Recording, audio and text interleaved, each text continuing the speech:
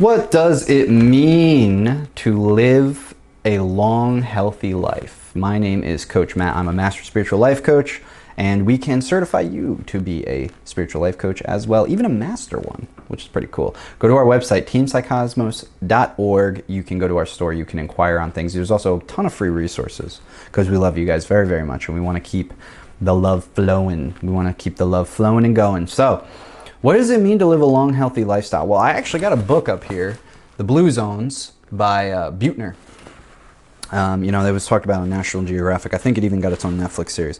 So the Blue Zones is where they studied five major areas. I believe, if I'm getting this off the top of my head, I did not refresh on this, but I know tons about it. It's Okinawa, Japan, Italy, Greece, Southern California, and I think Costa Rica. So what are all these cultures doing that allow them to live a long, healthy, happy lifestyle? Because this is something that we teach and practice. Well, the first thing that you have to understand is that the biggest killers in the world are heart disease and cancer. Astrologically, the heart is ruled by Leo, which is the sun, the planet of the sun. Cancer, which is exactly the same exact name. Cancer, which would be canine. Cantankerous. Cancer actually means crab, specifically, but it also has a root with the word canine. And so you have dogs and cats. You have sun and moon. So when you're living outside of your solar daily habits, you get heart disease. So if you are a smoker, if you are a drinker, if you don't exercise, if you eat bad food, those are all daily related things. If you drink and smoke and eat bad food every once in a while, it's not that big of a deal comparatively. Of course, comparatively. I'm not condoning it. I'm just saying comparatively. Yeah, I know people who have a cigarette every once in a while. I don't, but personally, I'm not judging anybody who does.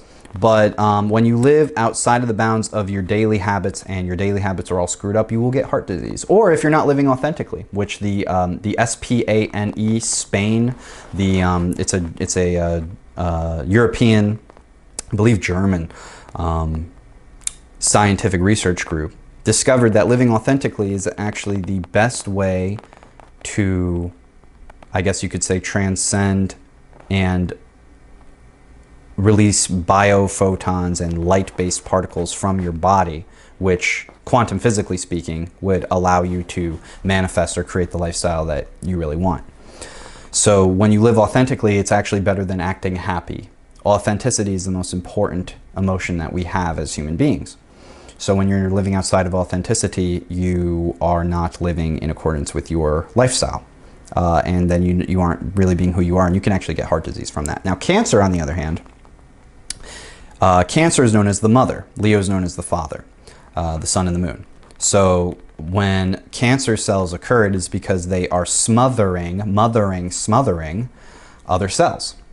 And when they smother the other cells, that is where the, I guess, dilapidation, I don't even know what other better word to use right now, it's just the only word coming to my head.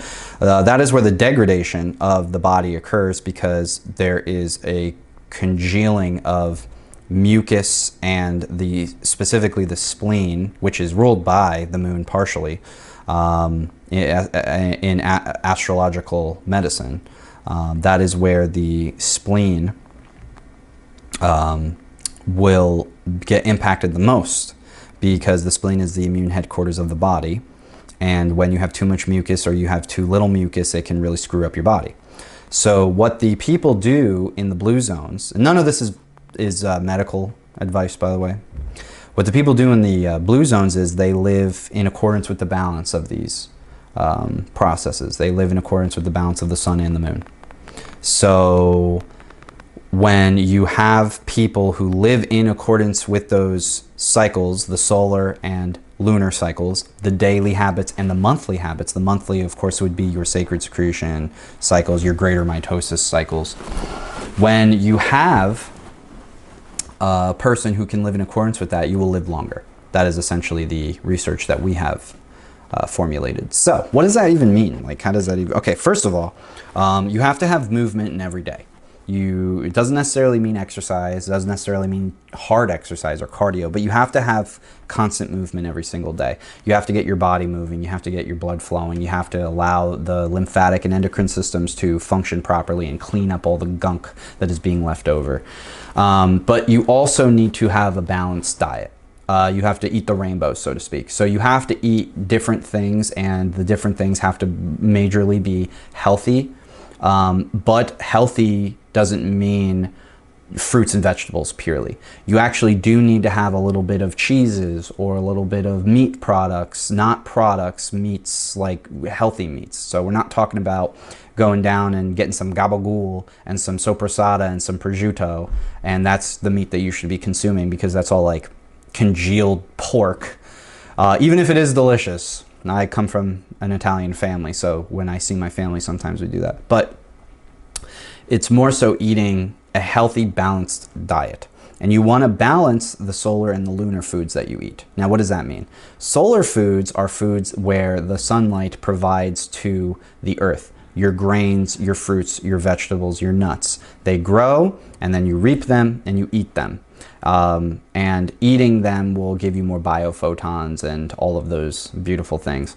The lunar foods, however, are foods that are linked to fertility, so anything that would be an animal-based product. Now, why is that important? Because I could throw out the B12 thing. A lot of anti-vegans will say it's the B12 and all that, which is still true. Your pineal gland actually does need a little bit of B12, and most vegans have to take supplements sometimes, because otherwise they are not getting the full spectrum of the nutrition that they need. Now, there are some people who can just go pure vegan and be totally okay, and that's great. Anybody who can find the diet for themselves that they need to do that. And I know that might piss a lot of you guys off, but that's okay. It's not about sticking to something that doesn't work. If it works for you, it works for you, and you're an individual, and we're not all made the same, and that's the thing that everybody needs to understand. There are some people who do carnivore diet. I could never be a vegan or a carnivore, me personally. And I've tried both, by the way. I've tried both. Carnivore, pure steak, eggs, and that's pretty much it. And I've tried veganism for about 4 months. And the first 3 months I felt great because my body was cleaning, and by the 4th month I was passing out.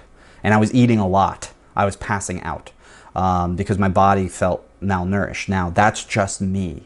I'm not going to sit here and say, you need to do this. What I can do is I can not make medical advice, but I can say, discover your own diet that works for you as an individual and eat the rainbow.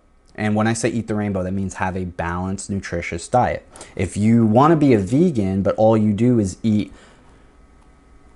apples every single day, you're only going to get that nutritional value from just that.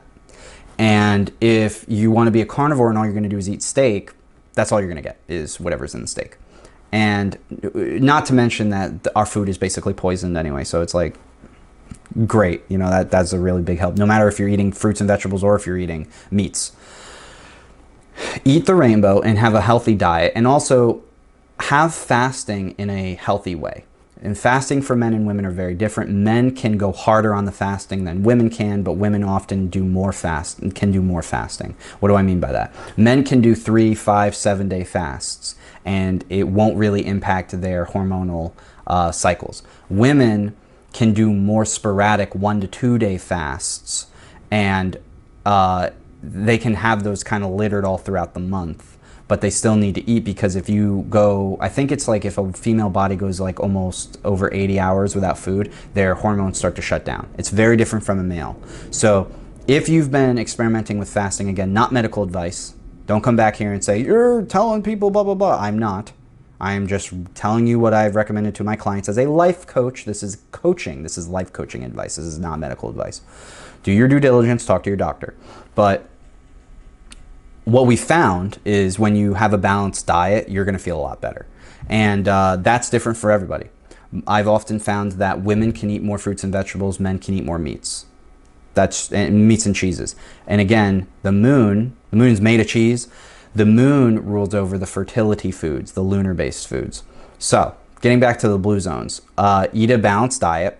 and avoid vices as much and as long as possible. But when you do have your vices, have it in a very positive setting. Be with family that you really love and appreciate and can have fun with, or friends, or what have you. Don't be drinking to be miserable. Don't go smoking weed and getting all depressed and anxious. That is not what you need to be doing. They also all have a form of spirituality and faith. However, I don't think I really need to preach that to a lot of people here, because you guys are here for a reason. So that is obviously something that has to deal with the neurology in the body, because when you have a spirituality or a faith, your neurology is healthier, generally speaking, anatomically. So, and that's because you're getting more out of the light-based body in you, which is because you are having a relationship with the light source, which you could call God or the universe, however you want to see it. So, here's my point. When you dive deep into the things that are in the blue zones, it really comes down to having and leading a good, authentic, healthy lifestyle where you're getting enough exercise, you're eating the right foods, you're not having bad habits. And then one of the last things I'll say is making more love and having less sex.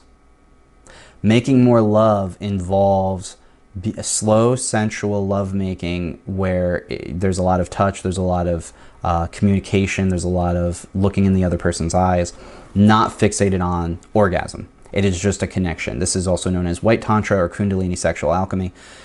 That will actually make you live very long if you can master it properly. And now there's also a lot of really weird stuff that those people also experimented with, specifically when it came to the age of when you should be doing this, because they believe that younger people should be doing it at a younger age, and they're blah, blah, blah, blah, blah. We're not going to get into that. If you study just the science of it, you'll find that there's a lot of neurochemical dopaminetic things that are going on, oxytocin, pair bonding, et cetera, et cetera, et cetera. Orgasm should really be primarily used for procreation, and the longer that you can make love with a partner without orgasming, the better you both will be able to manifest the lifestyle that you want. So that, I think, is where I'm going to put a pin in it. I know that there's a lot of other things that the blue zones incorporate that the people like and that they do functionally, but I think for the sake of time for this video, I will pause it and put a pin in it there. So if you are interested in learning with us, go to teampsycosmos.org, check out our free content, check out our life coaching program, check out all that stuff, because we love you guys very much and we want to be able to provide value in these videos. And anyway, yeah, stay golden, guys. We love you very much. Take care.